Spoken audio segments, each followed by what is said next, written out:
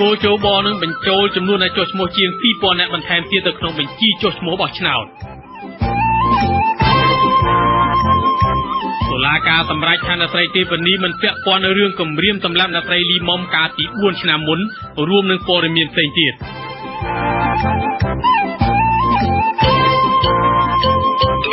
បាទជាបន្តទៅទៀតនេះខ្ញុំបាទមកមនីរតសូមជូនព័ត៌មានទាំងនេះពិស្ដាគណៈកម្មាធិការជាតិរៀបចំការបោះឆ្នោតហៅកាត់ថាគោជបនឹងបញ្ចូលឈ្មោះចំនួនជាង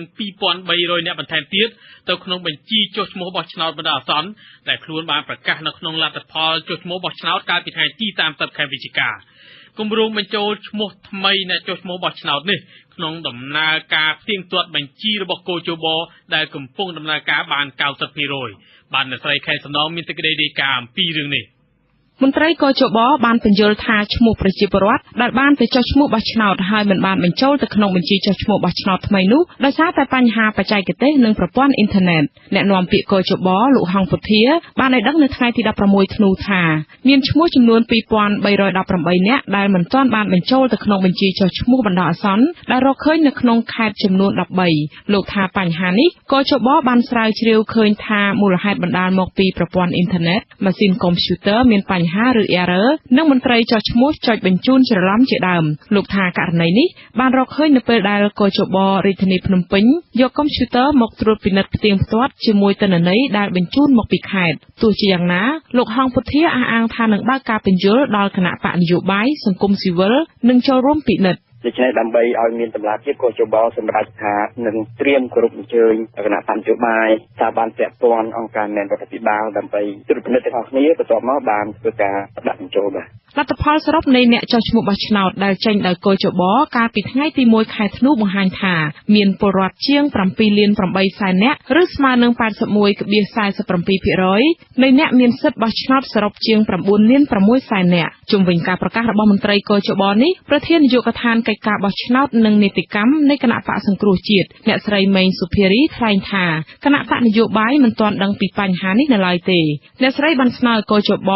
បង្ហាញនិងពន្យល់ឲ្យបានត្រឹមត្រូវពីភាពសុក្រិតចំពោះបញ្ហានេះដើម្បីបញ្ជាក់ពីដំណាភាពនៃការចុះឈ្មោះបើការបង្ហាញនោះធ្វើឲ្យយើងយល់ថាពិតជាបង្កការលំបាកឬមួយក៏ពិតជាផលវិបាកដែលកើតចេញពីកិច្ចការនឹងពិតមែនអានឹងយើងទទួលយកប៉ុន្តែរហូតដល់ពេលនេះយើងមិនទាន់អាចវិតម្លៃបានបែបណាទេដោយសារបច្ចេកទេសនៃការបញ្ជូនឬរបៀបបញ្ជូនហ្នឹងគឺយើងអត់ទាន់យល់ច្បាស់ប៉ុន្តែគ្រាន់តែដឹងពីដំបូងមកថាការបញ្ជូននេះមិនគួរមានបញ្ហារឿងមិនសល់មនុស្សទេចាដោយសារតែនៅក្នុងប្រព័ន្ធកុំព្យូទ័រគឺមានការ set up បញ្ជូនម្ដង10នាក់ឬ20នាក់ឬ30នាក់គឺមានការ set up រួចហើយអស់ហើយអ្នកនាំពាក្យគណៈបកប្រជាជនកម្ពុជាលោកសួយារ៉ាមានប្រសាសន៍ថាគណៈបកគោរពតាមជំហរបច្ចេកទេសរបស់កោជបប្រធានសម្ព័ន្ធកំណែទម្រង់ការបោះឆ្នោតហៅកាត់ថាអឺរ៉ានិងជានាយកប្រតិបត្តិគណៈកម្មាធិការ Conferel លោកគុលបញ្ញាមានទស្សនៈថានេះជាភាពខ្លាំងរបស់កោជបដែលបានរកឃើញបញ្ហាដែលកើតមានឡើងនៅពេលផ្ទៀងផ្ទាត់នឹងការបញ្ចូលទិន្នន័យចុះឈ្មោះបោះឆ្នោតដែលមិនសព្វគ្រប់ហើយបានខិតខំប្រឹងប្រែងពន្យល់អំពីមូលហេតុបច្ចេកទេសទៅអ្នកពាក់ព័ន្ធប៉ុន្តែគាត់ត្រូវសិក្សារឿងនឹងឲ្យលម្អិតតិចទៅបើសិនជាមូលហេតុរឿងបច្ចេកទេសមែនខ្ញុំថាហ្នឹងមិនមែនជារឿងបញ្ហាធំកុំឲ្យវារើឃើញមានមូលហេតុអីផ្សេងក្រៅពីហ្នឹងប៉ុន្តែចាំមើលមកយើងនឹងស្ដាប់របាយការណ៍លម្អិតរបស់កោជបប៉ុន្តែយ៉ាងហ្នឹងក៏បង្ហាញពីភាពខ្លាំងរបស់កោជបដែលបានដឹងពីរឿងទទួលទិន្នន័យហ្នឹងមិនប្រក្រតីក្រោយពីបិទជីហ្នឹងមន្ត្រីកោជបបញ្ជាក់ថាឈ្មោះចំនួនជាង 2000 នាក់ដែលមិនទាន់បញ្ចូលទៅក្នុងបញ្ជីចុះឈ្មោះបោះឆ្នោតរកឃើញនៅក្នុងខេត្ត13មានដូចជាខេត្តបន្ទាយមានជ័យកំពង់ចាមកំពង់ឆ្នាំងកំពង់ធំកំពតកោះកុងក្រចេះព្រះវិហារព្រៃវែងរតនគិរីសៀមរាបតាកែវនិងខេត្តត្បូងឃ្មុំខេត្តទាំងនេះត្រូវបានបញ្ជូនសម្ភារៈចុះឈ្មោះដូចជាកុំព្យូទ័រម៉ាស៊ីនស្កេនម្រាមដៃនិងឧបករណ៍ភ្ជាប់អ៊ីនធឺណិតឬ modem មកកោជបដើម្បីផ្ទៀងផ្ទាត់ប្រភពដដែលបញ្ជាក់ថាអាចនឹងមានឈ្មោះបញ្ចូលទៅក្នុងបញ្ជីចុះឈ្មោះបន្ថែមទៀតបើសិនជាខេត្តមួយចំនួននឹងបន្តផ្ញើសម្ភារៈមកដល់ហើយត្រួតពិនិត្យរកឃើញថានៅមានឈ្មោះមិនទាន់ចូលក្នុងបញ្ជីនោះចា៎នេះខ្ញុំខែសុណងអាស៊ីសេរីភ្នំពេញបាទលោកនាងជាទីមេត្រីក្នុងកិច្ចប្រជុំដើម្បីរកដំណោះស្រាយបញ្ហាកម្មកររោងចក្រស៊ីរ៉ាទិករវាងក្រសួងការងារសហជីពភាគីរោងចក្រនិងតំណាងកម្មករនៅថ្ងៃទី16ខែធ្នូប្រមាណជាង20នាក់បានឯកភាពគ្នា សម្រាប់ឲ្យកម្មករនៅក្នុងរោងចក្រនេះអាចយកសម្ភារៈនិងម៉ាស៊ីនដេរមួយចំនួននៅក្នុងរោងចក្រទៅលក់ដើម្បីសម្រួលជីវភាពមួយរយៈសិនបាទលោកនាងនឹងបានស្ដាប់សេចក្តីរាយការណ៍នេះពិស្ដារនៅព្រឹកស្អែករឿងដាច់ដលៃមួយទៀតឲ្យដឹងថាតំណាងអ្នកបង្កប់អ្នកស្រីទេវនីដែលកំពុងជាប់បណ្ដឹងជាច្រើននៅក្នុងតុលាការហើយកំពុងជាប់ឃុំនៅក្នុងព្រៃសរផងនោះត្រូវបាននាំខ្លួនមកតុលាការក្រុងភ្នំពេញដើម្បីសាកសួរលើសំណុំរឿងព្រហ្មទណ្ឌកាលពី4ឆ្នាំមុនគណៈតុលាការសាកសួរអ្នកស្រីទេវនីមានសហគមន៍ដីធ្លីជាច្រើនបានប្រមូលផ្ដុំគ្នានៅមុខអគារតុលាការស្រីទាមទារដោះលែងតំណែងរបស់ពួកគេបាទសូមស្ដាប់សេចក្តីរាយការណ៍របស់លោករំសំណាងអំពីរឿងនេះបន្ទាប់ពីចូលបំភ្លឺលើរឿងព្រហ្មទណ្ឌហើយត្រូវបានមន្ត្រីពន្ធនាគារនាំទៅឃុំខ្លួនវិញអ្នកស្រីទេវនីបានបន្សល់កំណត់ហេតុខ្លីមួយឲ្យបងស្រីរបស់ខ្លួនមកប្រាប់សារព័ត៌មានថានេះជាលើកទី1ហើយដែលអ្នកស្រីទទួលបានយុត្តិធម៌ពីតុលាការក្រុងភ្នំពេញលើរឿងព្រហ្មទណ្ឌដែលរងការចោទប្រកាន់ពីបទជេរប្រមាថជាសាធារណៈនិងគំរាមថានឹងសម្លាប់ដែលប្តឹងដល់អតីតតំណាងអ្នកបង្កក់លោកស្រីលីមុំកាលពីខែមិនិនាឆ្នាំ2012ក្នុងកំណត់ហេតុនោះអ្នកស្រីទេវនីសរសេរថាចៅក្រមស៊ើបសួរលោកអឹមវណ្ណៈសម្រាប់មិនឃុំខ្លួនអ្នកស្រីទេហើយក៏មិនដាក់ឲ្យស្ថិតនៅក្រោមការត្រួតពិនិត្យដោយត្រូវបង្ហាញខ្លួននៅសាលាខណ្ឌដូនពេញនោះដែរបងស្រីអ្នកស្រីទេវនីគឺលោកស្រីហួតច័ន្ទសុវណ្ណដែលទទួលបានកំណត់ហេតុនេះសង្ឃឹមថាតុលាការក្រុងភ្នំពេញនឹងផ្ដល់យុត្តិធម៌ជាថ្មីទៀតឲ្យប្អូនស្រីលោកស្រីលើរឿងដែលគេចោទថាបង្កហិង្សានៅក្បែរផ្ទះលោកនាយរដ្ឋមន្ត្រីហ៊ុនសែនកាលពីឆ្នាំ2013ចាបើក្នុងរឿងករណីលីមុំប្តឹងហ្នឹងខ្ញុំមានជឿថាតុលាការមានចៅក្រមគាត់មានភាពយុត្តិធម៌ចំពោះប្អូនស្រីខ្ញុំមែនខ្ញុំសង្ឃឹមថានឹងមានបន្តទៀតនៅការយុត្តិធម៌នឹងបន្តដល់ប្រជារាស្ត្រខ្មែរយើងឬបងប្អូនខ្មែរយើងទាំងអស់នឹងមានយុត្តិធម៌ទៀតលោកហមសុនរិទ្ធជាមេធាវីការពីក្តីអ្នកស្រីទេវនីឲ្យដឹងថាថ្មីបើតុលាការសម្រេចមិនឃុំខ្លួនកូនក្តីលោកនៅពេលនេះក្តីតែកូនក្តីលោកនៅបន្តជាប់ឃុំដោយសារជាប់បណ្ដឹងមួយទៀតលើរឿងដែលតុលាការចោទថាបង្កហិង្សាក្បែរផ្ទះលោកយមត្រីហ៊ុនសែនកាលពីឆ្នាំ2013សំណុំរឿងនេះមេធាវីការពីក្តីបញ្ជាក់ថាចៅក្រមស៊ើបសួរនៅតុលាការក្រុងភ្នំពេញបិទការស៊ើបសួរហើយរងចាំតែថ្ងៃបើកសាវនាការខណៈតុលាការសាកសួរអ្នកស្រីទេវនីមានសហគមន៍ដីធ្លីមកពីបង្កក់បុរីកេឡាជ្រោយចង្វានិងក្រុមអតីតស្ត្រីបង្កក់ប្រមាណ50នាក់ប្រមូលផ្ដុំគ្នានៅមុខអគារតុលាការស្រែកទាមទារដោះលែងអ្នកស្រីទេវនីដៃកាន់រូបថតអ្នកស្រីទេវនីអោបនៅនឹងទ្រូងលាយឡំនឹងទឹកមុខក្រៀមក្រំម្ដាយអ្នកស្រីទេវនីគឺលោកស្រីស៊ីលៀបថ្លែងថាកូនស្រីលោកស្រីមិនបានប្រព្រឹត្តដោយការចោទប្រកាន់នោះទេស្ត្រីវ័យ60ឆ្នាំប្លាយរូបនេះស្នើសុំលោកនាយរដ្ឋមន្ត្រីហ៊ុនសែនជួយផ្ដល់យុត្តិធម៌ឲ្យកូនស្រីគាត់ដែលកំពុងជាប់ឃុំកុំធ្វើបាបនេះដល់ថ្នាក់នឹងទៅបានេះមិនអាចធ្វើបាបអ្នកណាទេបានេះជាស្ត្រីជន់ខ្សោយណាហើយគេចេះតែចោទប្រកាន់កូនខ្ញុំដាក់បន្ទុកលើកូនខ្ញុំដាក់ឲ្យដាក់ទៀតមិនចេះចោទទេហើយដើម្បីយកកូនខ្ញុំមកដាក់កង់នេះជាពាក្យគេចោទប្រកាន់ទេមិនមែនមានផុសតាមគាត់ប្រកាសទេវាអស់ទាំងនេះសូមឲ្យតុលាការលោកដល់លែងកូនខ្ញុំមកបើទោះបីជាដឹងថាស្ថានភាពនយោបាយមានការត្រូវរើគ្នារវាងថ្នាក់ដឹកនាំបកទាំងពីរដែលបង្ហាញសញ្ញាថាអ្នកស្រីទេវនីមន្ត្រីសិទ្ធិមនុស្សមន្ត្រីកោជបនឹងមានសេរីភាពឡើងវិញក៏ដោយតំណាងអ្នកបង្កក់អ្នកស្រីបើសាភាស្នើឲ្យអ្នកនយោបាយឈប់យកអ្នកកំពុងចាប់ឃុំទាំងអស់នោះជាចំណាត់ខ្មាំងសម្រាប់ការដោះដូរផ្នែកនយោបាយតទៅទៀតចាពិតប្រាកដហើយបើសិនជារឿងនយោបាយមិនមានការត្រូវគ្នាពីមុនមកដោយថាពីមុនមកក៏ធ្លាប់មានការលើកលែងទោសពីព្រះមហាក្សត្រសម្រាប់ស្ត្រីនៅតំបន់បង្កក់ចំនួន7នាក់ដែរចាជាប់គុក5ខែជាងអញ្ចឹងនេះជាលើកទី3ហើយសម្រាប់អ្នកស្រីទេវនីតែគាត់គឺជាគេហៅថាជាអ្នករងគ្រោះដីធ្លីហើយជាអ្នករងគ្រោះនៃរឿងនយោបាយពេលដែលគេអត់ត្រូវគ្នាគឺគេចាប់ពួកខ្ញុំយកមកធ្វើជាចំណាត់ខ្មាំងទាំងអស់ហ្នឹងគឺជារឿងអយុត្តិធម៌មែនសម្រាប់ពួកខ្ញុំនៅតំបន់បង្កក់ក្នុងឃ្លាចុងក្រោយនៃកំណត់ហេតុរបស់អ្នកស្រីទេវនីសរសេរថាអ្នកស្រីសង្ឃឹមថាតុលាការនឹងផ្ដល់យុត្តិធម៌ឲ្យអ្នកស្រីលើរឿងហិង្សានៅក្បែរផ្ទះលោកនាយរដ្ឋមន្ត្រីហ៊ុនសែននៅថ្ងៃខាងមុខក៏ដូចជាមន្ត្រីសិទ្ធិមនុស្សមន្ត្រីកោជបនិងអ្នកទោសមនសិការទាំងអស់ឲ្យមានសេរីភាពឡើងវិញខ្ញុំរ៉ាន់សំណាងអាស៊ីសេរីភ្នំពេញលោកនាងជាទីមេត្រីគណៈអចិន្ត្រៃយ៍នៃរដ្ឋាភិបាលសម្រេចកោះហៅរដ្ឋមន្ត្រីក្រសួងសុខាភិបាលលោកមុំមុនហេងមកឆ្លើយបំភ្លឺផ្ទាល់ក្នុងកិច្ចប្រជុំសភាពេញអង្គនៅថ្ងៃទី29ខែធ្នូខាងមុខនេះតាមសំណើតំណាងរាស្ត្របកប្រឆាំងតាមគម្រោងសមាជិកសភានឹងសាកសួរ10ចំណុចទាក់ទងវិស័យសុខាភិបាលដោយផ្ទាល់មាត់ទៅកាន់រដ្ឋមន្ត្រីក្រសួងសុខាភិបាលលោកមុំមុនហេង អ្នកសិក្សាការពិវត្តសង្គមយល់ឃើញថាដើម្បីពង្រឹងវិស័យសុខាភិបាលរដ្ឋាភិបាលក្រោយពីកោះហៅរដ្ឋមន្ត្រីក្រសួង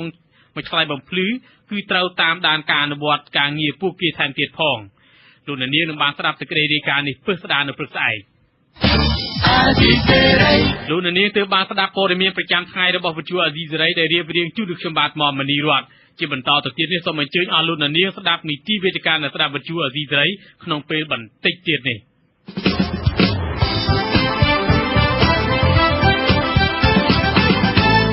លោកនាងជាទីមេត្រីនាយកថ្ងៃសុកនេះនីតិវេទិកានៅស្ដាប់វិទ្យុអាស៊ីសេរីមានកិច្ចពិភាក្សាជុំវិញប្រធានបទគ្រឿងញៀនបំផ្លាញខ្លួនឯងនិងសង្គមជាតិលោកនាងអាចផ្ដល់យោបល់ឬសួរវាគ្មិនកិត្តិយសនីតិយើងដោយផ្ទាល់តាមរយៈលេខទូរស័ព្ទ012 811 911លេខ011 611 711និងលេខ023 211 804លោកនាងអាចផ្ញើជាសំណួរមកកាន់កម្មវិធីយើងទាំងមុននៅក្នុងពេលកំពុងផ្សាយតាមរយៈអ៊ីមែល askrfa@rfa.org ក្រៅពីស្ដាប់សម្លេងតាមវិទ្យុលោកនាងក៏អាចទស្សនាជាវីដេអូតាមអ៊ីនធឺណិតបានដែរសូមលោកនាងចូលទៅកាន់គេហទំព័រ www.rfa.org/ ខ្មែររួចចុចទៅលើពាក្យថាផ្សាយផ្ទាល់វេទិកាអ្នកស្ដាប់នៅខាងស្ដាំនៃទំព័រដើម្បីទស្សនាវីដេអូផ្សាយផ្ទាល់នៃវេទិកាអ្នកស្ដាប់វិទ្យុអាស៊ីសេរីចាប់ពីពេលនេះរហូតដល់ម៉ោង 8 កន្លះម៉ោងនៅកម្ពុជាបាទកម្មវិធីនេះសម្របសម្រួលដោយលោកជីវីតា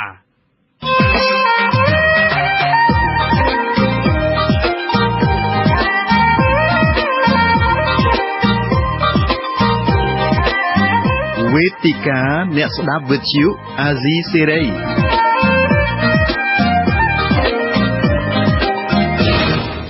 បាទខ្ញុំអាជីវិតាសូមជម្រាបសួរលោកអ្នកនាងកញ្ញាទាំងអស់ជាទីមេត្រីបាទ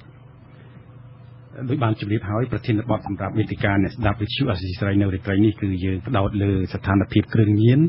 ដែលបំផ្លាញជីវិតអ្នកប្រើនិងសង្គមជាតិបាទចូលរួមក្នុងកិច្ចពិភាក្សានេះយើងមានគ្រាគ្មិនពីររូបគឺលោកពិនសុខុមជាអ្នកសម្របសម្រួលកម្មវិធីសង្គ្រោះជីវិតនៃអង្គការមិត្តសម្លាញ់និងលោកគង់វិយោអ្នកស្ម័គ្រចិត្តនៅមណ្ឌលព្យាបាលស្ដារនីតិសម្បទាគ្រឿងញៀននៃអង្គការមិត្តសម្លាញ់ហើយលោកជាអតីតអ្នកប្រើប្រាស់គ្រឿងញៀនបាទសូមស្វាគមន៍លោកទាំងពីរបាទសូមជម្រាបសួរលោកជាយើងក៏បានអញ្ជើញមន្ត្រីអាជ្ញាធរជាតិប្រយុទ្ធប្រឆាំងគ្រឿងញៀនដែរគឺលោកមាសវិរិទ្ធប៉ុន្តែលោកជាប់រវល់នៅក្រៅប្រទេសបាទលោកអ្នកស្ដាប់ជាទីមេត្រីយោងតាមសេចក្តីប្រកាសរបស់រដ្ឋាភិបាលនិងអង្គការសង្គមស៊ីវិលស្ថានភាពប្រើប្រាស់ចែកចាយនិងជួញដូរគ្រឿងញៀននៅកម្ពុជាកាន់តែមានសភាពធ្ងន់ធ្ងរឡើងរីករាលដាលពីទីក្រុងរហូតដល់ជនបទដាច់ស្រយាលហើយជះឥទ្ធិពលអាក្រក់កើតមានសកម្មភាពប្រព្រឹត្តបទល្មើសដែលមានចរិតសាហាវទៀតផងបាទ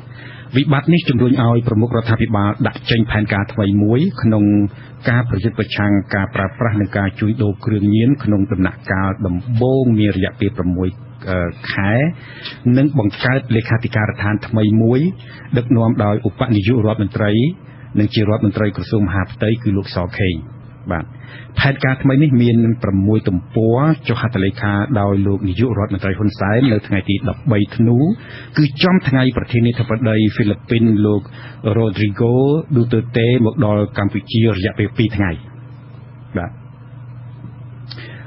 ខ្ញុំសូមសង្ខេបប៉ុណ្ណេះហើយខ្ញុំសូមងាកមកលោកគង់វិយោលោកដែលជាអតីតអ្នកប្រើប្រាស់គ្រឿងញៀនហើយបច្ចុប្បន្នលោកធ្វើការជាអ្នកស្ម័គ្រចិត្តនៅក្នុងអង្គការមិត្តសម្លាញ់ខ្ញុំចង់ដឹងថាតើហេតុអ្វីបានលោកធ្លាក់ខ្លួនប្រើប្រាស់គ្រឿងញៀនបាទអរគុណបងសួរបងបាទសម្រាប់សំណួរនេះខ្ញុំបាទក៏អត់ខ្លាចអីនឹងប្រាពីអត្តសញ្ញាណរបស់ខ្ញុំឲ្យបងប្អូនអរគ្នាបានដឹងដែរមូលហេតុដែលខ្ញុំធ្លាក់ខ្លួនប្រើគ្រឿងញៀនជំហានដំបូងដោយសារតែការចង់សាកការចង់ដឹងបាទឆ្នាំណាដែរកណ្ដុងបាទកាលនោះគឺឆ្នាំ1999អញ្ចឹងមកដល់ពេលនេះមានរយៈពេល16 ឆ្នាំលោកដាច់នៅពេលណាពេលនោះបើនិយាយទៅគឺខ្ញុំព្យាយាមផ្ដាច់ខ្លួនឯងហ្នឹងគឺជាច្រើនដងដែរបងបាទនៅចាំបានថានៅឆ្នាំ2005ហ្នឹងគឺខ្ញុំព្យាយាមផ្ដាច់ខ្លួនឯងម្ដងហើយក៏បានចូលបម្រើការងារផ្សេងតបន្ទាប់មកក៏ចូលដល់ឆ្នាំ2010ខ្ញុំក៏ជួបបញ្ហាវិបត្តិការងារក៏ដូចជា ការរកស៊ីផ្សេងធ្វើឲ្យខ្លួនឯងហ្នឹងវាធ្លាក់ទឹកចិត្ត តែលោកដាច់នៅឆ្នាំ2010ប្រហែលកាលហ្នឹង2015 អញ្ចឹងមានរយៈពេល6ខែនៅអំឡុងពេលប្រើគ្រឿងញៀនហ្នឹង16ឆ្នាំ បាទបង ហើយសង្កត្រឡប់ទៅវិញថាតើហេតុអ្វីបានធ្លាក់ប្រើប្រាស់គ្រឿងញៀនពេលនោះបាទចាក់ខ្លួនការដែលធ្លាក់ខ្លួនប្រើគ្រឿងញៀនវិញនោះគឺដោយសារតែការបាក់ទឹកចិត្តទៅលើការបាត់បង់ការងារបាទដោយសារតែការនោះខ្ញុំនៅរៀនឈាមរាវដែរបងតោះអញ្ចឹងគឺអត់តន់សូវយល់ពីការងារម៉ាននេះគាត់ថាសប្បាយចង់សប្បាយហើយក៏ធ្វើអ្វីទៅតាមអារម្មណ៍ខ្លួនឯងបាទធម្មតាអ្នកដែលប្រើប្រាស់គ្រឿងញៀនគឺមិនដែលទទួលស្គាល់តែខ្លួនឯងនឹងខុសទេអញ្ចឹងរាល់អ្នកដែលនៅក្បែរខ្លួនគឺខុសទាំងអស់អ្នកណាធ្វើអីក៏ខុសដែរអញ្ចឹងធ្វើអីតែចង់យកឈ្នះចិត្តខ្លួនឯងធ្វើអីតែចង់ថាគិតតែខ្លួនឯងហ្នឹងល្អដល់ពេលអញ្ចឹងគឺអ្នកណាក៏និយាយអត់បានដែរហើយយ៉ាងម៉េចចាប់ផ្ដើមឡើងដោយយ៉ាងម៉េចពេលនោះបានអាចប្រើទៅបានដោយសារថាការស្មុគស្មាញបាទភាពស្មុគស្មាញមួយដែលថាធ្វើឲ្យយើងគិតថាអ្នកដែលជុំវិញខ្លួនយើងហ្នឹងគឺគេកំពុងតែស្អប់យើងការពិតគឺជាការគិតខុសមួយរបស់អ្នកប្រើគ្រឿងញៀនតែតែគិតថាអ្នកជុំវិញខ្លួនស្អប់ខ្លួនតែការពិតគឺគេចាំតែជួយយើងទេតែធ្វើអារម្មណ៍របស់យើងចិត្តផ្លែកទៅគិតស្មុគស្មាញយកស្មាញក្នុងគ្រួសារឬយ៉ាងម៉េចទេនោះនិយាយទៅគឺស្មុគស្មាញទៅលើការគិតខ្លួនឯងទេបងអត់មានពាក់ព័ន្ធអីមួយគ្រួសារគាត់ថាយើងអារម្មណ៍យើងវិលវល់ហ៎បងបាទហើយអ្នកណានាំឲ្យប្រើពេលហ្នឹងគឺកត្តាដំបូងគឺមិត្តភ័ក្តិដែរបាទដោយសារថាពួកគាត់ពីច្រើនមិត្តភ័ក្តិខ្ញុំគឺជាអ្នកប្រើគ្រឿងញៀនច្រើនបាទក៏តែក្រោយពីមិត្តភ័ក្តិអូសទាញមកគឺมันបាច់មានអ្នកណាមកអូសទាញគឺទៅខ្លួនឯងបណ្ដោយបាទមុនដំបូងប្រើថ្នាំអីដំបូងខ្ញុំប្រើប្រភេទយ៉ាម៉ាបាទប្រភេទក្របបាទតបមកដល់ឆ្នាំ2003ក៏ខ្ញុំចាប់ផ្ដើមចេះប្រើប្រភេទតកបាទហើយពេលនោះពេលលេបទៅយ៉ាងម៉េចថ្នាំនោះសម្រាប់ប្រភេទយ៉ាម៉ាក្របហ្នឹងគឺយើងប្រើដូចតកដែរបងគឺយើងប្រើប្រភេទជាការដុតបាទគឺមានការប្រើជាកន្ទោងក៏ដូចជាតកេះឆ្នៃហៅតកេះបុកហ៎បងបាទអញ្ចឹងគឺយើងប្រើមានពីរប្រភេទគឺយើងប្រើរបៀបប្រភេទឆៅនិងប្រភេទឆ្អិនប្រភេទឆៅគឺយើងប្រើដោយយើងយកស៊ីយ៉ូផ្ទាល់បាទការជក់ស៊ីយ៉ូផ្ទាល់ជាមួយនឹងកន្ទោងហើយតកេះចំណែកឯប្រភេទយើងប្រើឆ្អិនគឺយើងមានការប្រើជាមួយនឹងដបសុទ្ធដាក់ជាមួយនឹងទឹកដែលយើងប្រើទៅវាមិនសូវប៉ះពាល់ខ្លាំងដូចយើងប្រើឆៅបាទហើយមុននឹងខ្ញុំឆ្លងទៅចំណុចថាពេលបើទៅលេបទៅចូលក្នុងខ្លួននោះវាធ្វើទុកយើងយ៉ាងម៉េចនាំឲ្យមានសេចក្តីសុខយ៉ាងម៉េចខ្ញុំចង់ដឹងថាកាលនោះធ្វើម៉េចបានទៅរកថ្នាំអស់នឹងបានទៅទិញណាអីណាតាក់ទងយ៉ាងម៉េចដែរធម្មតាបងអ្នកដែលប្រើគ្រឿងញៀនតែតែមានថាគូក្បាលមួយគិតថាធ្វើម៉េចផ្ដោតអារម្មណ៍ទៅលើកន្លែងលក់គ្រឿងញៀនសិនបាទអញ្ចឹងគឺការដែលមិនដំបូងខ្ញុំមិនទាន់ចេះប្រើខ្ញុំគ្រាន់ចង់សាកចង់ដឹងឯងតើអញ្ចឹងខ្ញុំស្វែងយល់ពីមិត្តភ័ក្តិខ្ញុំកន្លែងណាលក់កន្លែងណាលក់កន្លែងណាអញ្ចឹងគឺនឹងឥឡូវទៅទិញកន្លែងណាកាលហ្នឹងទៅទិញមកកាលហ្នឹង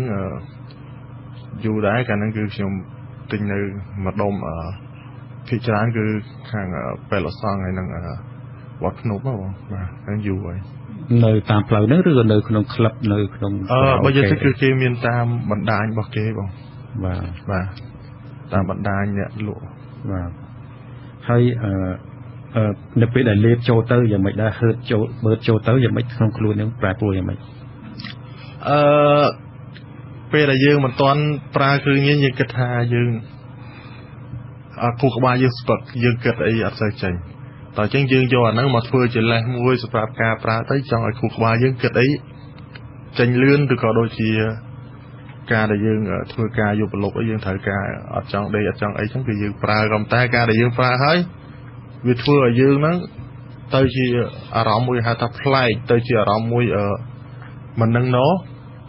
អារម្មណ៍មួយហៅថាធ្វើអីក៏ដោយគឺអត់ចូលចិត្តនៅស្ងៀមមកកន្លែង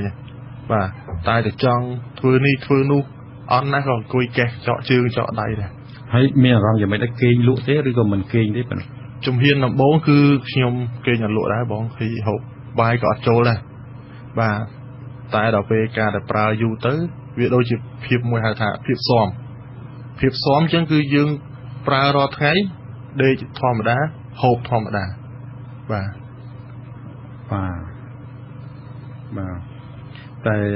ឆ្នាំហ្នឹងគេច្រើនប្រើសម្រាប់ដើម្បីឲ្យយើងមិនគេងហើយស្វាងដើម្បីធ្វើការអីអញ្ចឹងទេឆ្នាំហ្នឹងបាទហ្នឹងបើសិនជាយើងប្រើយូរម្ដងអាហ្នឹងវាអាចនឹងធ្វើឲ្យយើងមិនគេងដែរបងតែបើយើងគេហៅលក្ខណៈថាការប្រើចូលដល់លក្ខណៈញៀនឬក៏ភាសាសាមញ្ញដែលគេហៅថាអ្នកជក់អាជីពអាហ្នឹងគឺយើងធម្មតាយើងហូបដេកឲ្យធម្មតាយើងអត់មានត្រូវព្រួយបារម្ភខ្លាចយើងដេកលក់អីទេបាទប្រើកាន់តែច្រើនកាន់តែដេកតែនឹងមានពេលប្រើទៅមានចិត្តអារម្មណ៍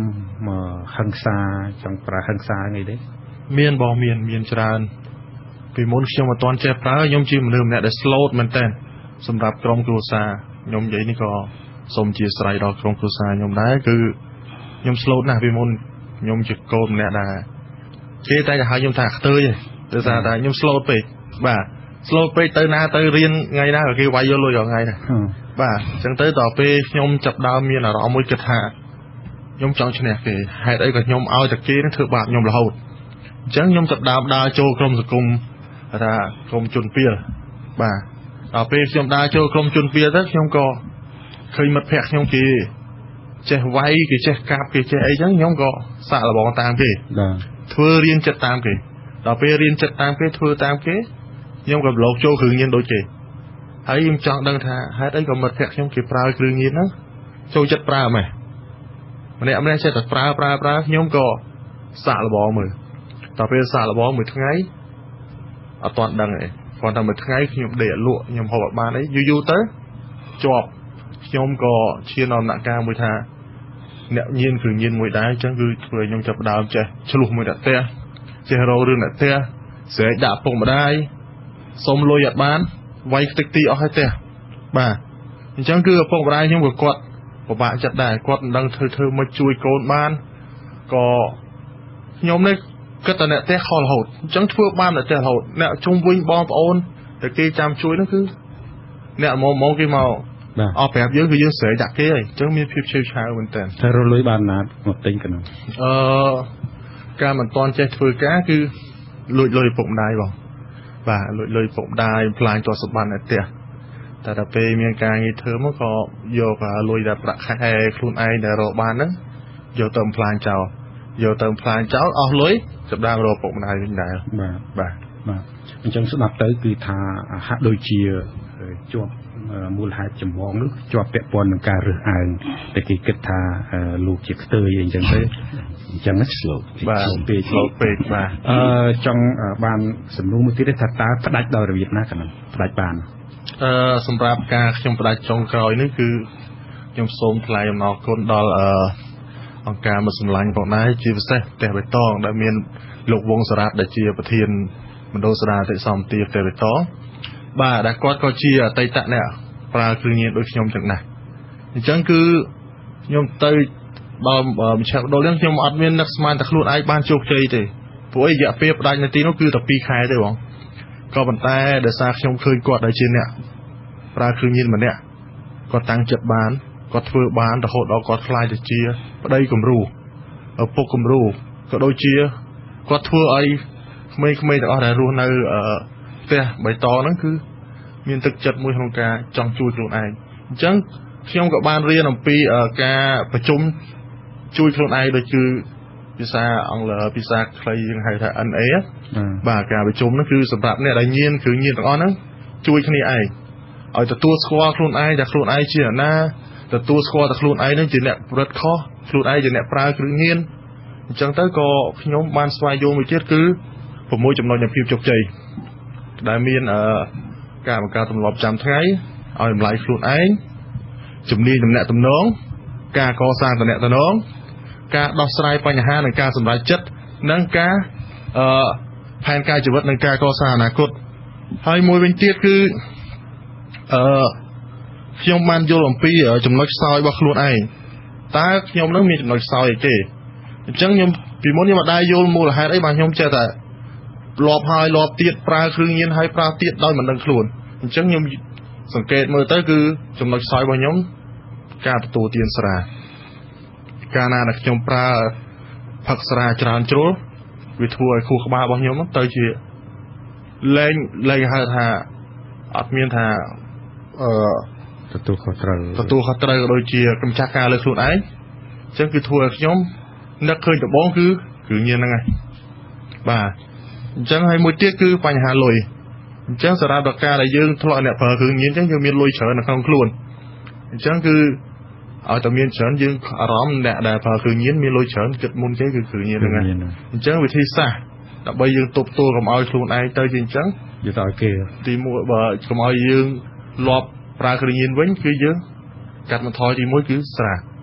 บ่อาชกบ้านคือชกลอยอะไรมีลอยเฉินในคลุนเลยมื่อยางวิจัยคือขยมปดักแจงบาไรจุดบ้าขยมจุกบาไรก็ใบดอกชามจังคืออะไรนี่คือขยมชอบมาให้สระก็ได้สระยมวัดเฮียตัดได้เจ๊เดซาเปคลาเขามีกรรมทีกาบอลเตียนไอ้จังจึงหอบติดไอ้เต๋อบ้าตายยืงรีบคอนโทรลคนไหนตายยืงไอ้ตัวบานปนนาบ้าเพียรเสริมได้บ้าเอาคุณจอยนะคือมันสลับมาดูเป็นจะต้องหนึ่งองค์การมันสำลังยมสมเงียมาลูกเป็นสคมก็แบบลูกสคมริวัฒพิบาลทำไมมีบานเจงสกเดตกะทาวิบัติเครื่องยินในขนมประเทศกัมพูชีบานเรียดาวปีตีกรงระโหดดอกจุนบอดดัชยาแต่ลูกยูสอบได้สมทันมาคนจะพูดวิสุอาศิสไรก็โดยเฉพาะวิธีการสดับวิสุอาศิสไรสมจะมีส่วนลูกสไรได้เชียเนสดับจุอาศิสไรต่อครับแต่พอนั่งปัญญาเครื่องยินนี่โดยลูกสไรบานอยู่หลายบัดดังหลายท่าปฏิกรรมชียืงคือประตอบไปยืงชะลอกับปีระบบปปnóคือยืงตอนโดยเชียกับได้ปีพวกโลกกล่าวปีบอสนาทำพอมาการใบก็คืออยู่แบบมีการบางตัวนี้แต่วิปโลกจังเป็นน้ำคือใบไว้บานโจดรวมแดงเครื่องยืนนะให้ยังเคยทาอยู่ไว้จิบเสดจิตปักบอกหลังคือบานจับประดามปลาปลาขึงยินปีบนยืนกระทานเนี่ยปลาปลาขึงยินมีในขนมตีจุนตีกรองตีจุ่มจุนดีบ้างไปยืมมือเดินเรือการปั่นประมาณน่ะจิตในสามปีพอต่อปียังเคยยังเราเคยทาเนี่ยปลาปลาขึงยินมีนงปฏิกรรมจีเยอะมีประมาณ10,000ใบปอนเนี่ยบ่าหอยปิดจ้าคือเนี่ยในตีกรองบ่าคนแต่ไปยืมมือหมดดอปัจจุบันนี้ยังเคยทาเนี่ยปลาปลาขึงยินนี่คือบานริดาแต่ดอตีประจุมจุนดังตีจุนบดดัชยาแล้วหดดอจุนจิตพิเศษก็มีแต่ว่าเฮ้ยเนี่ยปลาปลาอย่างนี้นี่คือมันตรำแต่อยู่ไว้ในนามวยเตะแต่งเนี่ยมีการเงยเธอแต่งเนี่ยอดการเงยเธอแต่งเนี่ยคลองครัวซาไกรกรอเนี่ยครัวซาประชุมแล้วหดดอเนี่ยได้ทุกที่เนี่ยมีก็ปลาปลาอย่างนี้ได้บ้างจังนิจเจียยังกระทำจีปัญหาประชมมวยสำหรับปฏิกรรมจียืนวิชเน่หลวงปู่ได้ร่วมแสดงองค์การสังคมสิบโดยจีเรรัฐบาลกัมพูชีคือเรายังเคยปัญหาประชมออกนี่คือจังออกทีนี้แต่มีเสียงการทวีนาดับเบิลมีทางการของการยุติในการตุบสกัดบ่าการปรับปรุงเปลี่ยนถึงยืนกับโดยจีจะจ่อถึงยืนบ่าวิชเน่ในเขาจะมือในขนมกรอบคันในแผนการนี่เคยทาเรียนรัฐบาลบานดาวสำคัญแต่เรือกระตาอบรมบ่าวิธีการอบรมยังกระตาวิธีการอบรมนี่คือยืนชงเรียมยืนยมจีองการสมุนไพรคือทรงความโตต่างส่งโปรธายืนดังนั้นดับใบเอาชนเทียนมนุษย์ยืนได้จีอยู่ไว้สิ่งกลางมีผลิตภัณฑ์คือยืนแต่ช่วยนะตุบสกัดบ้านจีเตะปรมาในเนี่ยแหละชิ้นตโรกาปราประยืนโปรธาแต่มีการปราประยืนคือนังปักปอตลอดบรรดาแต่ถาวิกาเศรษฐกิจปัญหาสังคมนี่คือวินังปักปอตกรุบ គ្រប់វិស័យទាំងអស់បាទមូលហេតុអ្វីជាចម្បងដែលនាំឲ្យគ្រឿងញៀននឹងរីករាលដាលពីទីក្រុងរហូតដល់ជនបទហ្នឹងអ្វីទៅបាទបើយើងស្ដាប់លោកប្អូនវីដេអូបានលើកខ្ញុំគិតថាវាមានកត្តាច្រើនបាទវាទៅតាមប្រភេទនៃស្ថានភាពរបស់បុគ្គលម្នាក់អ្នកខ្លះដូចជាអ្នកធ្វើការដោយកម្លាំងខ្ញុំប៉ុន្តែជាចំណុចរួមគឺខ្វះការយល់ដឹងពាក់ព័ន្ធនឹងផលបាក់នៃការប្រើប្រាស់គ្រឿងញៀនដោយសារគាត់អត់បានយល់ដឹងថានៅពេលដែលពួកការប្រើប្រាស់គ្រឿងញៀននេះនៅពេលដែលយើងប្រើប្រាស់មិនដំបូងហ្នឹងយើងអត់ថាដូចជាអត់មានអារម្មណ៍ថាមានបញ្ញាទេព្រោះយើងមានអារម្មណ៍ប្លែកមានអារម្មណ៍ថាយើងខ្លាំងមានអារម្មណ៍ថាអត់គេងមានអារម្មណ៍ថាអត់ឃ្លានជាពិសេសប្រភេទពួកគ្រឿងញៀនរំញោចអារម្មណ៍ដែលជាយើងហៅថាយ៉ាម៉ាក្របឬតកអញ្ចឹងអ្នកខ្លះគាត់អាចជាអ្នកធ្វើការដោយកម្លាំងគាត់គិតថាគាត់ប្រើទៅក៏អត់ដេកក៏អត់ឃ្លានអញ្ចឹងគាត់អាចមានពេលរលួយបានច្រើនបាទអ្នកដែលនិស្សិតសិស្ស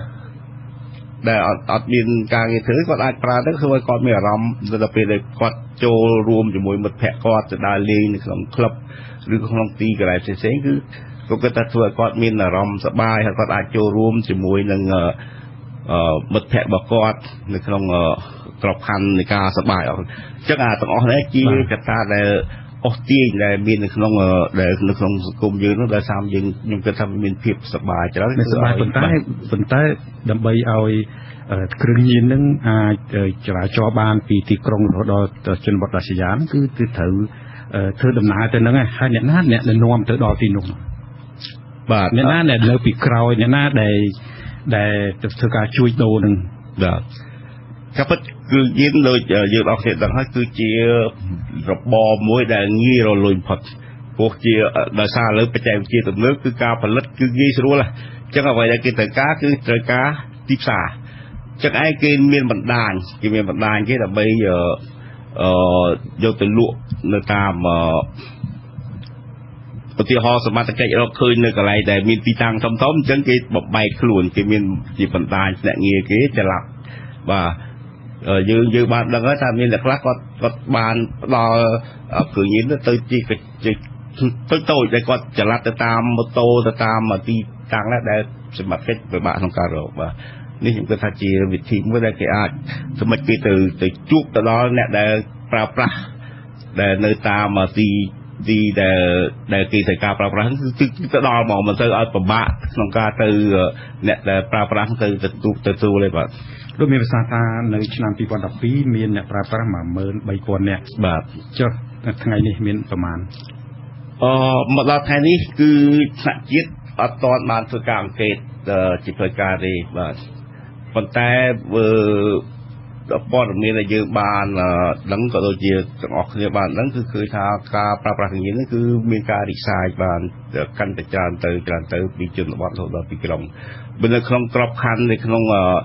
ក្របខ័ណ្ឌដែលអង្គការសម្លាញ់កំពុងធ្វើនេះគឺខ្ញុំប្រៀបធៀបរវាង2ឆ្នាំខ្ញុំឃើញថានៅឆ្នាំ2015អង្គការសម្លាញ់ធ្វើការជាមួយអ្នកប្រើប្រាស់គ្រឿងញៀនចំនួន1930នាក់បាទប៉ុន្តែដល់ឆ្នាំ2011គិតត្រឹមខែ11នេះគឺយើ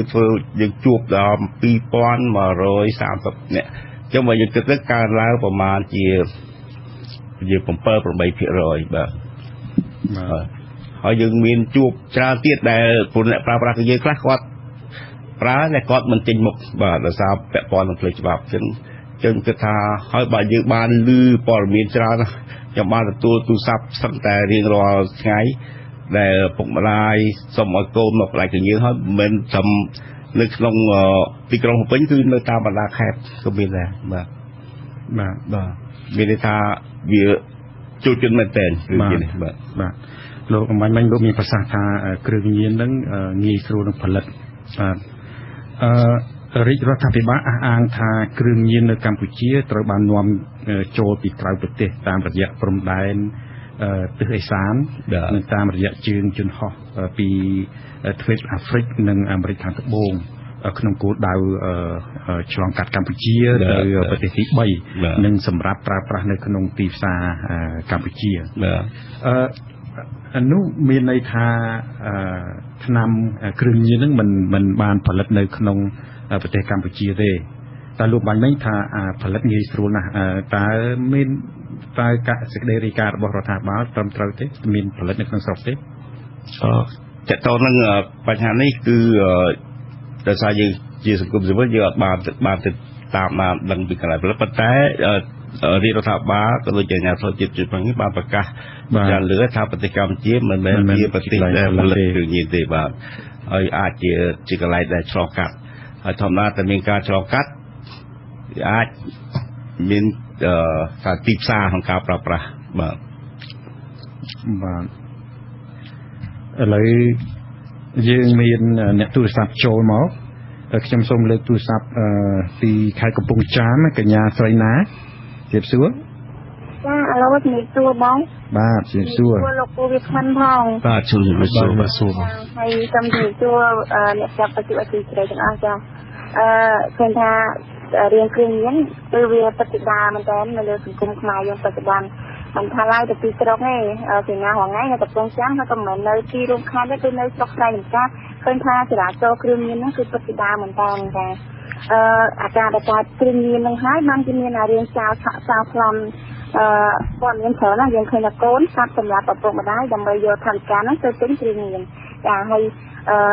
ញ្ចឹងចង់សួរលោកពូវាគ្មិនមួយថាមិនដែលលោកពូអាចដឹងទេថាអាគ្រឿងញៀនដែលយើងចាប់បានរាល់ថ្ងៃហ្នឹងតើគឺត្រូវបញ្ចូលទៅខាងណាជាអ្នកទទួលបន្ទុកទុកដាក់គ្រឿងញៀនហ្នឹង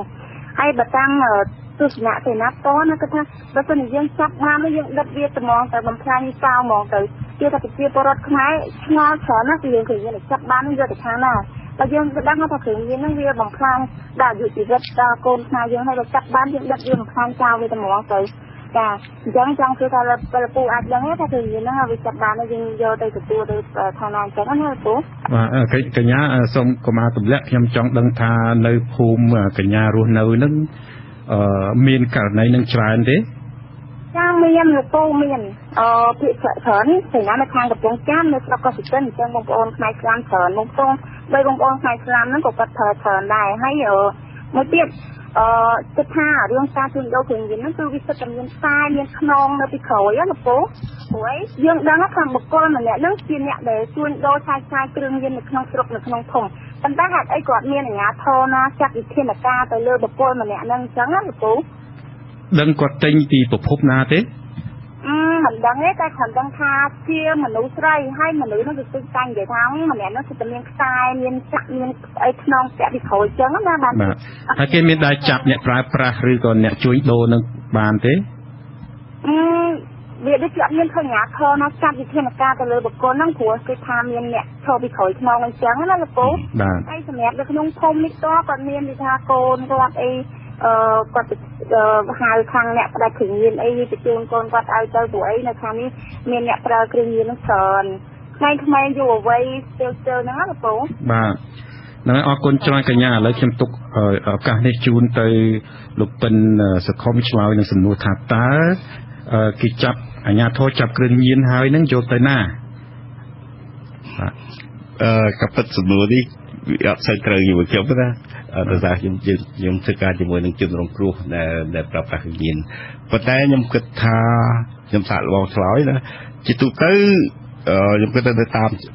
ច្បាប់គ្រឿងញៀនគឺអាជ្ញាធរនៅពេលដែលចាប់គ្រឿងញៀនបានក៏ទៅ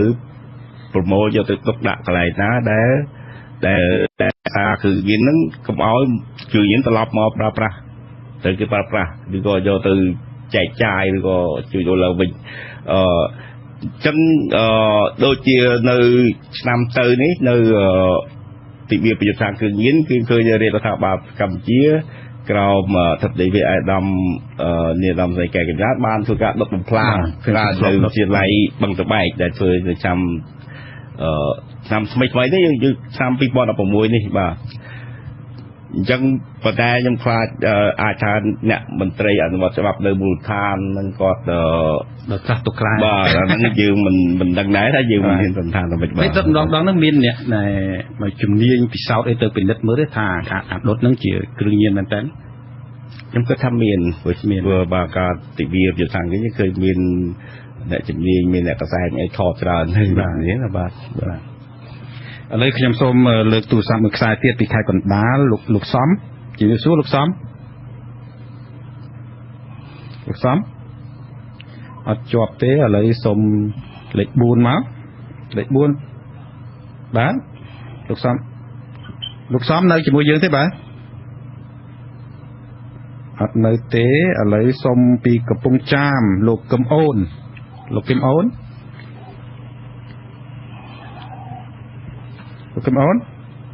ាច់ទៀតហើយយើងមានបញ្ហាបច្ចេកទេសបាទខ្ញុំសូមងាកមកលោកសំខុនម្ដងទៀតតកតងនឹងប្រភេទថ្នាំបាទប្រភេទថ្នាំគ្រឿងញៀននេះតាមការស្រាវជ្រាវរបស់ខ្ញុំនោះគឺថាប្រភេទគ្រឿងញៀនដែលកំពុងប្រើប្រាស់ភាគច្រើននៅចរាចរណ៍និងជួញដូរនៅកម្ពុជានេះគឺយ៉ាងហោចណាស់ក៏មាន3ប្រភេទទី1គឺប្រភេទអមហ្វេតាមីនដែលពាក្យខ្មែរសាមញ្ញហៅតាមភាសាថៃថាយ៉ាម៉ាដែលមានន័យម៉ាមានន័យថាសេះហ្នឹងគឺថ្នាំហ្នឹងវាក៏តំណងលេបទៅខ្លាំងដូចសេះបាទហើយក្រោយមកគេហៅថាយ៉ាបាថៃថាថ្នាំឈួតលេបទៅប្រហែលជាឡប់បាទហើយប្រភេទទី1ទៀតគឺមេតាំហ្វេតាមីនគឺប្រភេទម៉ាតកកបាទមេតាំហ្វេតាមីនខ្លាបាទហើយមួយទៀតគឺប្រភេទចាក់គឺហេរ៉ូអ៊ីនបាទហើយមួយទៀតគឺអេកស្តាស៊ីដែលខ្មែរយើងហៅថាថ្នាំកវីក្បាលបាទខ្ញុំចង់ដឹងថាប្រភេទថ្នាំមួយហ្នឹងពេលលេបចូលទៅនោះវាមានការជាសារធាតុគីមីហ្នឹងតែចូលទៅនឹងទៅធ្វើឲ្យចរន្តឈាមយើងប្រែប្រួលយ៉ាងម៉េចធ្វើឲ្យខ្លួនយើងប្រែប្រួលយ៉ាងម៉េចទៅឲ្យអ្នកទាំងអស់ហ្នឹងคล้ายទៅជាមនុស្សញៀនខានមិនបានណាបាទកាប់ពិតខ្ញុំសូមជំរាបថាកាប់ពិតមានគ្រឿងញៀនច្រើនដូចលោកបានវិតាបានរៀបរាប់អញ្ចឹងប៉ុន្តែជាទូទៅគេបែងចែកគ្រឿងញៀនផ្សេងៗហ្នឹងទៅជា3ប្រភេទទៅតាមបទពលរបស់វាណាបាទប្រភេទទី1គេហៅថាប្រភេទរំញោចអារម្មណ៍បាទអង់គ្លេសហៅ stimulant រំញោចអារម្មណ៍នេះមានថានៅពេលដែលគាត់ឲ្យញោចអារម្មណ៍មានពួកប្រភេទយើងហៅដូចជាយ៉ាម៉ាក្របឬក៏យ៉ាម៉ាតកកលក្ខណៈហ្នឹងអាហ្នឹងគឺប្រភេទរំញោចអារម្មណ៍ហើយគឺនៅពេលដែលគាត់ប្រើទៅធ្វើឲ្យគាត់នឹងហាក់ដូចមានអារម្មណ៍ថាសកម្មបាទទាំងខួរក្បាលទាំងផ្លូវកាយទាំងផ្លូវចិត្តបាទធ្វើគាត់គិតថាគាត់ខ្លាំងក៏អត់គេងក៏អត់ឃ្លានក៏អីហ្នឹងបាទហ្នឹងជាប្រភេទរំញោចអារម្មណ៍ធ្វើឲ្យគាត់នឹងគឺគិតថាខ្លាំងបាទប៉ុន្តែនៅពេលអស់ជាតិទៅគឺយើងហៅស្តេកភាសាយើងសម្រាប់ថាអស់កម្លាំងដេកថាដេកដូច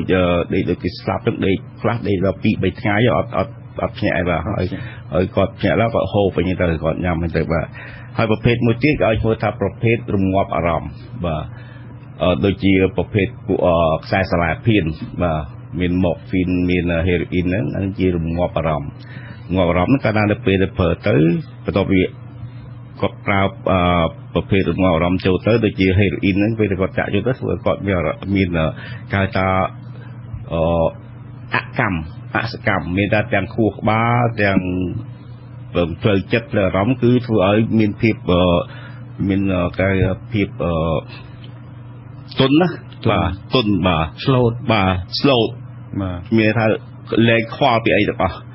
អត់ខ្លាំងដូចអាមុននេះគឺផ្ទុយពីមុន180អង្សាបាទអាប្រភេទរំញោចអារម្មណ៍ហើយប្រភេទមួយទៀតគេហៅថាប្រភេទរវើរវាយឬក៏សម័យដូចជាពួកផ្លូវខេពួកអីហ្នឹងគឺធ្វើឲ្យអារម្មណ៍សុបាយបាទដូចកឆាឬអីហ្នឹងណាបាទនៅពេលដែលប្រើទៅធ្វើឲ្យគាត់ស្ដាប់ឮមើលឃើញនិងអង្គវិញ្ញាណរបស់គាត់ហ្នឹងគឺប្រែប្រួលបាទនេះជាប្រភេទគេអាចបែងចែកជា3ប្រភេទហ្នឹងបាទ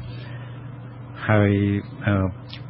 ប្រភេទ3ហ្នឹងមួយណាដែលប្រើច្រើនជាងនៅក្នុងប្រទេសយើងសប្តាហ៍ថ្ងៃនេះនៅក្នុងប្រទេសកម្ពុជាយើងហ្នឹងប្រភេទយើងហៅថាដូចអូវីលើប្រភេទមេតាំហ្វេតាមីនអាយហ្នឹងគេហៅថាតកកហ្នឹងភាសាសាមញ្ញហៅតកកហ្នឹងគឺប្រើប្រាស់ច្រើនជាងគេបាទប្រហែលជាជិត 80% នៃចំនួនអ្នកប្រើប្រាស់គ្រឿងញៀននេះគឺគាត់ប្រើប្រភេទហៅថារំញោចអារម្មណ៍ហ្នឹងមេតាំហ្វេតាមីនហ្នឹងជាតកកបាទអំពីផលវិបាកវិញក្រៅពីរំញោចអារម្មណ៍និងធ្វើឲ្យរវើរវាយហ្នឹងហើយថ្នាំហ្នឹងវាធ្វើឲ្យទៅប៉ះពាល់ សរសៃប្រសាទខួរក្បាលយើងយ៉ាងម៉េចបាទ នៅពេលដែលយើងនៅពេលដែលគាត់ប្រើទៅធ្វើឲ្យគ្រឿងញៀនប្រភេទខ្ញុំនិយាយពីប្រភេទរំញោអារម្មណ៍ពួកប្រភេទតកប្រភេទយ៉ាម៉ាក្របហ្នឹងគឺថាប្រើទៅធ្វើឲ្យវាបានជំរុញសារធាតុគីមីក្នុងខ្លួនយើងមួយឲ្យឈ្មោះថាដូប៉ាមីនបាទធម្មតាមនុស្សយើងគឺយើងមានភាពសប្បាយថាបែបធម្មជាតិមានតែវាផលិតដូប៉ាមីនហ្នឹងតាមចំនួនមួយកំណត់បាទហើយនៅពេលយើងសប្បាយគឺសប្បាយធម្មតាហើយពេលយើងធ្លាក់ទឹកចិត្តក៏អត់ខ្លាំងដែរវាមានកំណត់ប៉ុន្តែនៅពេលដែលយើងប្រើប្រភេទពួកប្រភេទរំញោអារម្មណ៍ហ្នឹងគឺវាជំរុញឲ្យការផលិតខាងសារធាតុដូប៉ាមីនហ្នឹងសប្បាយហ្នឹងច្រើនមែនទែនបាទហើយអត្តពលវាហ្នឹងនៅពេលយើងរយៈពេលដែលយើងប្រើហ្នឹងវាមានអត្តពលរហូតដល់អាចដល់10ម៉ោងបាទអញ្ចឹងហើយបានអ្នកខ្លះអាចដល់2-3ថ្ងៃអាស្រ័យទៅលើបរិមាណដែលគាត់ប្រើអញ្ចឹងធ្វើឲ្យគាត់អត់ដេកធ្វើឲ្យគាត់មានអារម្មណ៍ថាអត់ឃ្លានអត់អីហ្នឹងឯងបាទអាចទៅកើតជំងឺអីផ្សេងទៅបាទពេលអត់គេញ៉ាំហើយដល់ពេលអស់ជាតិបានគាត់ស្តេកបាទស្តេកហ្នឹងមិនមែនដូចយើងដែលមនុស្សអត់ប្រើគឺស្តេកខ្លាំងមែនទេបាទគាត់នឹងឯងនៅពេលដែលគាត់ស្តេកអស់កម្លាំងគាត់ចាប់ដើមហូបទៅពេលរយៈពេលមួយមកដល់ពេលហ្នឹងគាត់មានអារម្មណ៍ថាគាត់អស់កម្លាំងគាត់លេះឡាស់គាត់នៅអត់សុខទេធ្វើទុកទេពេលហ្នឹងឯងដែលគាត់ចាប់ដើមប្រើបន្តទៀតទេបាទអញ្ចឹងជាចរន្តជាស្វ័យវត្តគឺប្រើហើយដល់ពេលអស់ហើយបានមិនតិចមក4-5ថ្ងៃឬ2ថ្ងៃមកគាត់ប្រើបន្តទៀតបាទស្រួលគាត់ខ្លាំងទៀតគាត់ហ្នឹងកាលណាប្រើអញ្ចឹងយូរទៅធ្វើឲ្យសរីរាង្គខ្លួនយើងគឺប្រែប្រួលដូចជាចរន្តឈាមដល់ពេលប្រើទៅ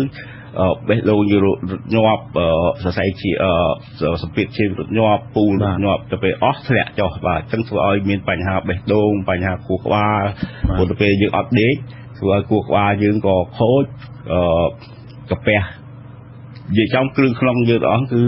មានផលប៉ះពាល់បាទដំណើរការល្អបាទសូមអរគុណឥឡូវខ្ញុំភ្ជាប់ទូរស័ព្ទទៅលោកកំអូនវិញពីកំពង់ចាមលោកកំអូនបាទលោកកំអូនអើសាពេញជូនទៅឮខ្ញុំទេបាទ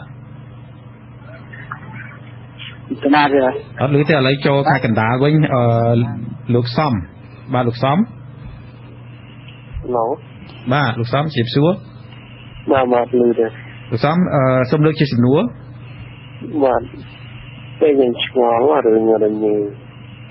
ការប្រើប្រាស់គ្រឿងញៀនហ្នឹងលក់ដូរគ្រឿងញៀនការនាំចូលគ្រឿងញៀនហ្នឹងតើប្រភេទមនុស្សដែលនាំចូលនោះជារាជសាមញ្ញឬមួយគឺជាមន្ត្រីណាប៉ុន្តែខ្ញុំបានឮខាងរដ្ឋាភិបាលប្រកាសមួយថ្ងៃថានឹងចាប់ផ្ដើមបំបត្តិគ្រឿងញៀនហ្នឹងនៅខែណាខែ1ឯងចាប់ផ្ដើមដើមខែ1ឆ្នាំក្រោយនេះខែ1រយៈពេល6ខែខ្ញុំដល់ពេលឮគាត់និយាយអញ្ចឹងណាថាវាដូចជាថាប្រាប់ឯងថ្ងៃតាប៉ុន្តែគេឆិតបង្ក្រាបវាឆិតដល់ថ្ងៃហើយតែហ្នឹងដូចជាប្រាប់ឲ្យគេគាត់ទៅព្រោះវានិយាយអញ្ចឹងណាគេតាមការយល់របស់ខ្ញុំបាទហ្នឹងហើយលោកមានសំណួរអីទេបាទតើសង្គមខ្មែរយើងនោះអាចបាត់ម៉ានទេបាទរដ្ឋាភិបាលមុនធ្វើអីទៅតែប្រាប់គ្នាអញ្ចឹងហើយខ្សែរយៈបពុហើយរបៀបធ្វើការតបថ្ងៃហ្នឹងវាសុទ្ធតែខ្សែរយៈបពុអញ្ចឹងណាដូចជាគាត់ត្រៃរាល់ថ្ងៃខ្សែរយៈបពុដល់ដូចសម្ដេចហ៊ុនសែនគាត់និយាយណាគាត់ថារាល់ថ្ងៃមើលមកឲ្យគាត់ចិត្តកែងទាំងអងគ្រប់គ្រងទាំងអងបាទដូច្នេះអ្នកធ្វើការរាល់ថ្ងៃស្វែងដឹងគាត់ចង់ដកចង់ដាក់ស្មារតីក៏បានដែរគេហៅថាអំណាចមួយបដុំដល់ពេលអញ្ចឹងវាស៊ីតគ្នាអ្នកណារាយការណ៍ពីរឿងព័ត៌មានអាក្រក់នៅក្នុងរដ្ឋាភិបាលរបស់គាត់ហ្នឹងគាត់និយាយថាមិនទេគេគាត់ហ្នឹងណាបាទសូមអរគុណណាដោយសារពេលវេលាខ្ញុំចង់បកគលនីតិជូនលោកសកុមអាចឆ្លើយសំណួរគាត់បានទេថារដ្ឋាភិបាលប្រកាសមុនថ្ងៃទី1ខែមករានេះខាងមុខនឹងដើម្បីបង្ការរយៈពេល6ខែដំបូងដំណាក់កាលដំបូងនោះតែធម្មតាការប្រកាសជាការធម្មតាទេអញ្ចឹង តែលោកសុខមានជំនួយយ៉ាងម៉េចមានចម្លើយយ៉ាងម៉េចដែរខ្ញុំគិតថាជាដោយសារដូចខ្ញុំបានជម្រាបខាងដើមដោយសារបញ្ហាគ្រឿងញៀននេះវាជាបញ្ហាមួយដែលធ្ងន់ធ្ងរដែលកើតមាននៅក្នុងសង្គមកម្ពុជាយើងហើយវាប៉ះពាល់ដល់ធនធានមនុស្សរបស់ប្រទេសកម្ពុជាយើងជាពិសេសយុវជនបាទអញ្ចឹងរដ្ឋាភិបាលត្រូវតែមានផែនការដើម្បីធ្វើយុទ្ធនាការដើម្បីបង្ក្រាបអញ្ចឹងហើយដូចអ្វីដែលខ្ញុំបានមើលក្នុងផែនការនេះគឺវិធានការទី1គឺជាវិធានការអប់រំខ្ញុំគិតថាវិធានការអប់រំនោះគឺជាវិធានការមួយដែលល្អបំផុតដែលខ្ញុំបានលើកខាងដើមគឺដើម្បីទប់ស្កាត់មនុស្សឲ្យបានជាអតិបរមាបាទប៉ុន្តែអ្វីដែលថាតើយើងធ្វើម៉េចដើម្បីឲ្យការទប់ស្កាត់នឹងមានប្រសិទ្ធភាពអានឹងជារឿងមួយទៀតដែលយើងត្រូវសិក្សាតើយើងត្រូវរកវិធីសាស្ត្រយ៉ាងម៉េចអប់រំយ៉ាងម៉េចឲ្យមនុស្សយល់ដឹងហើយកុំឲ្យឈានទៅប្រើប្រាស់គ្រឿងញៀនចំណុចមួយទៀតគឺតកតងនឹងវិធានការច្បាប់វិធានការរដ្ឋបាលក៏ដូចជាវិធានការអនុវត្តច្បាប់នេះជាចំណុចដែលយើងគួរយកចិត្តដាក់ថាតើស្ថាប័នមានសមត្ថកិច្ចនៅក្រោមរដ្ឋាភិបាលតើត្រូវធ្វើយ៉ាងណាដើម្បីឲ្យមាននិរន្តរភាពមានប្រសិទ្ធភាពមានតម្លាភាពហើយទាំងត្រូវថាធ្វើម៉េចឲ្យវាឈរលើគោលការណ៍គោរពសិទ្ធិមនុស្សបាទព្រោះប្រទេសកម្ពុជាយើងជាប្រទេសហត្ថលេខីនិងលោកសញ្ញាគោរពសិទ្ធិមនុស្សអញ្ចឹងលោកមិនគ្រប់គ្រងរបៀបបង្ក្រាបថ្នាំញៀននៅប្រទេសហ្វីលីពីនដោយបាញ់សម្លាប់ជនសង្ស័យថាប្រើប្រាស់ឬក៏ជួញចូលគ្រឿងញៀនទេខ្ញុំគិតថាប្រទេសកម្ពុជាយើងប្រហែលមិនរដ្ឋាភិបាលនឹងមិនធ្វើដូច្នេះទេបាទគឺយើងធ្វើយ៉ាងម៉េចរកពង្រឹងលើគុណភាពអប់រំព្យាបាលស្ដារទេសាមទាហើយដើម្បីធ្វើយ៉ាងណាឲ្យអ្នកដែលជ្រុលខ្លួនទៅប្រើប្រាស់គ្រឿងញៀនគាត់មានឱកាសដើម្បីកសាងខ្លួននិងកសាងជីវិតក៏ដូចជាកសាងប្រទេសជាតិតែរយៈពេលជាង2 ទសវត្សរ៍នេះមកគឺថាគ្រឿងញៀនដោយលោកមានប្រសាសន៍គឺថាមិនថមថយទេរដ្ឋាភិបាលក៏ទទួលស្គាល់ដែរកាន់តែរីករាលដាលឡើងទៅដល់ជនបទជាដើមដូច្នេះមានន័យថាសកម្មភាពការអនុវត្តនយោបាយរបស់រដ្ឋាភិបាលក្នុងការបង្ក្រាបគ្រឿងញៀនហាក់ដូចមិនមានប្រសិទ្ធភាពទេហើយអញ្ចឹងតាក់ទងមកនឹងផែនការថ្មីរបស់លោកនាយករដ្ឋមន្ត្រីហ៊ុនសែនដែលបានប្រកាសថ្ងៃទី13ប្រហែលថ្ងៃមុននេះគឺអ្វីដែលខ្ញុំសង្កេតឃើញគឺมันមានមិនសូវជាខុសពីរបៀបដែលអាជ្ញាធរប្រយុទ្ធប្រឆាំងគ្រឿងញៀនធ្វើប្រមាណទេប៉ុន្តែអ្វីដែលថ្មីគឺខ្ញុំសង្កេតឃើញថាយុទ្ធនាការនេះគឺដំណាក់កាលទី1គឺមានរយៈពេល6ខែដឹកនាំដោយឧបនាយករដ្ឋមន្ត្រីនិងជារដ្ឋមន្ត្រីក្រសួងមហាផ្ទៃលោកសខេងបាទហើយនោះថ្មីហើយបង្កើតឲ្យមានលេខាធិការដ្ឋានមួយទៀតនៅក្នុងក្រសួងមហាផ្ទៃក្រមក្រសួងមហាផ្ទៃនៅក្នុងស្នងការនគរបាលហើយអ្វីដែលខ្ញុំសង្កេតឃើញនេះហាក់ដូចជាមានការជន់គ្នាការងារនេះទៅនឹងអាជ្ញាធរប្រយុទ្ធប្រឆាំងគ្រឿងញៀនដែលសប្តាហ៍ថ្ងៃនេះលោកកែកំចានជាប្រធានដែរដូច្នេះលោកមើលឃើញយ៉ាងម៉េចដែរអាចការងារនឹងជន់គ្នាទេបាទដោយលោកឧវរៈធ្លាប់តែលើកឡើងរិះគន់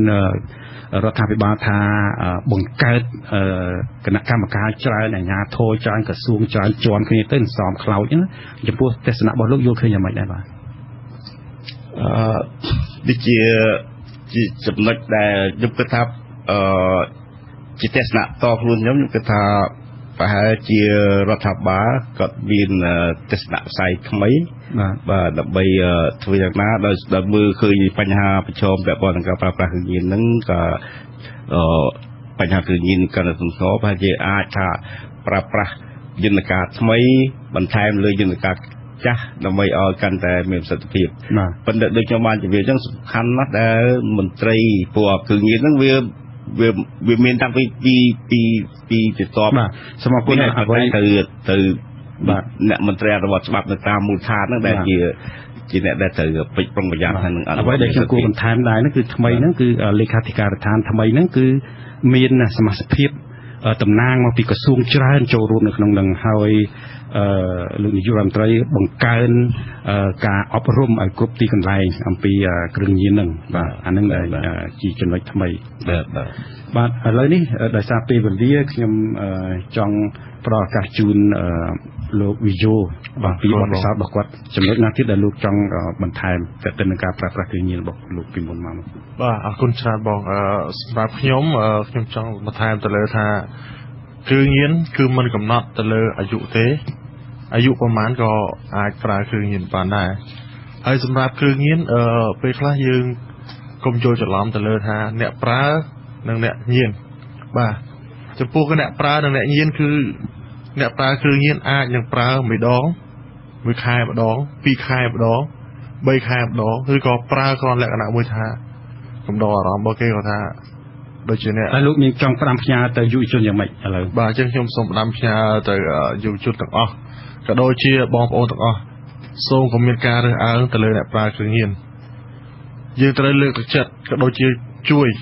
គាត់ជួយលើកទឹកចិត្តឲ្យពួកគាត់ឈប់តការប្រើប្រាស់គ្រឿងញៀនហើយផ្ដល់ការអប់រំទៅលើពួកគាត់ឲ្យបានច្រើនហើយបងប្អូនទាំងអស់គ្នាយុវវ័យយុវជនទាំងអស់សូមឈប់ការប្រើគ្រឿងញៀនតទៀតទៅបាទសូមអរគុណខ្ញុំសូមលោកសកុំមានមួយនាទីអំពីកម្មវិធីរបស់លោកធ្វើម៉េចដើម្បីបន្សាបឲ្យអ្នកប្រើគ្រឿងញៀនមករកការជួយពីលោកបាទអង្គការបន្លាញ់មានកម្មវិធីទស្សនវិស័យធំពីរទី1គឺយើងសង្គ្រោះជីវិតហើយនឹងទី2យើងក៏កសាងអនាគតឲ្យពួកគាត់អញ្ចឹងចំពោះកម្មវិធីគ្រឿងញៀននេះគឺយើងមានធ្វើការកម្មវិធីបង្ការអប់រំទប់ស្កាត់ហើយចំពោះអ្នកប្រើប្រាស់គ្រឿងញៀនគឺយើងផ្ដល់ទំនុកចិត្តដើម្បីគាត់លោកមានការចំណាយនៅកន្លែងណាខ្លះមាន office អង្គការបន្លាញ់នៅទីក្រុងភ្នំពេញនៅទីក្រុងភ្នំពេញនៅសខណ្ឌដូនពេញសកាត់ជ័យជំនះនៅក្រោយវត្តនឡោមនៅខេត្តមានខេត្តណាខ្លះអត់មានទេបាទយើងមាននៅភ្នំពេញលោកអត់មានបណ្ដាញនៅតាមខេត្តទេបាទយើងមានអង្គការផ្សេងៗដែលធ្វើការផាកផែលបាទដូចជានៅកំពង់សោមមានអង្គការមនុស្សតប៉ាងលោកអាចផ្ដល់ទូរស័ព្ទអីដើម្បីតាក់ទងការិយាល័យលោកទេចំពោះបងប្អូនដែលចង់ទំនាក់ទំនងជាមួយអង្គការបន្លាញ់លើបញ្ហាគ្រឿងញៀនសូមតាក់ទងលេខទូរស័ព្ទខ្ញុំផ្ទាល់គឺ012 8758បាទសូមអរគុណច្រើនដោយសារពេលវេលាខ្ញុំអាជីវិតានិងសហការីទាំងអស់សូមអរគុណលោកអ្នកដែលបានតាមដានស្ដាប់កម្មវិធីនេះហើយអរគុណលោកពីមិនទៅពីបាទសូមអរគុណបាទ